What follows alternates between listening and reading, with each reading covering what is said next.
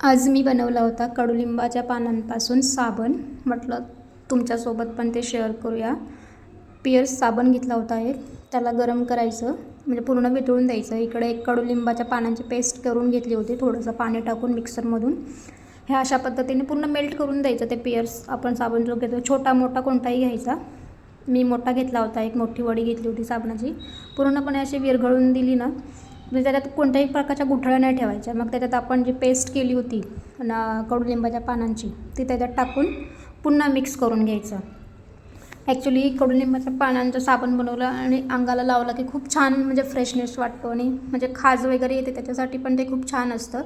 त्यामुळे म्हटलं चला बनवून बघूया. त्याच्यामध्ये टाकायची एक व्हिटॅमिन ई कॅप्सूल जी असते ती टाकून द्यायची त्याच्यामध्ये आणि एक फ्रीझरमध्ये ठेवून द्यायचं. एक रात्रभर ठेवलं तरी पण चालतं. तुम्ही फायनल रिझल्ट बघू शकता. असं साबण बनलेलं आहे. मला तर वाटलं नव्हतं की बनेल म्हणून, पण फायनली बनला आहे.